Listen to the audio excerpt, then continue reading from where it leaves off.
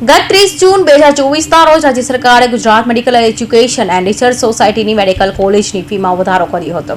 જોકે આ ફી વધારાનો રાજ્યભરમાં વિરોધ થતા રાજ્ય સરકારે ફી વધારાનો કર્યાના 16 દિવસ બાદ યુટર્ન માર્યું છે અને ફીમાં ઘટાડો કર્યો છે. ગુજરાત સરકારે જાહેર કરેલા વધારામાં મેડિકલ કોલેજની ગવર્મેન્ટ કોટામાં 1.75 લાખ અને મેનેજમેન્ટ કોટામાં 5 લાખ ફી ઘટાડી છે.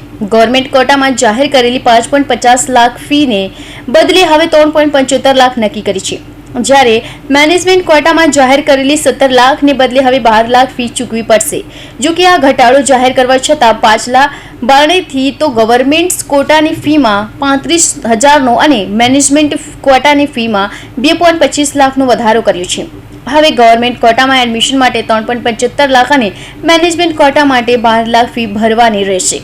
મેડિકલ એજ્યુકેશનના કન્સલ્ટ એવા આ ફી વધારો પાછો ખેંચવા અંગે જણાવ્યું કે આ ફી ઘટાડો નથી, પણ તમારા દ્વારા જે વધારો કરવામાં આવ્યું છે તેમાં થોડું ડિસ્કાઉન્ટ કરવામાં આવ્યું છે. આંદોલન આ પૂરું નથી થતું. અમારું આંદોલન સરકાર સામે ચાલુ જ છે અને વિદ્યાર્થીઓ અને વાલીઓને સાથે રાખી આવનારા દિવસમાં એક રોડ મેપ તૈયાર કરવામાં આવશે અને જે અમારી બે માંગણીઓ છે કે 13 જીમર્સમાં 50% સીટો એ સરકારી ધારા ધોરણ મુજબ ભરવામાં આવે અને 50% સીટો એ રિઝનેબલ કે ગરીબ અને મધ્યમ વર્ગના વાલીઓને પોસાય એ મુજબ ભરવામાં આવે એ માંગણી સાથે આવનારા દિવસોમાં એનએસયુએ રોડ ઉપર ઉતરીને આંદોલન કરશે. મેડિકલ એજ્યુકેશનના કન્સલ્ટે વધુમાં જણાવ્યું હતું કે 3.30 લાખનો વધારો 5.50 લાખ સુધી પહોંચાડ્યો હતો.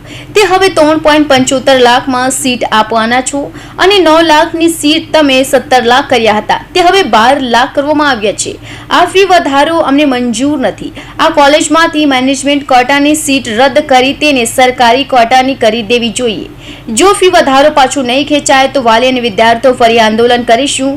અમારી હાઈકોર્ટમાં પિટિશન દાખલ થઈ ગઈ છે અને અમે લડત આપીશું. કૌશિક પટેલનો report, Hind TV news, Surat.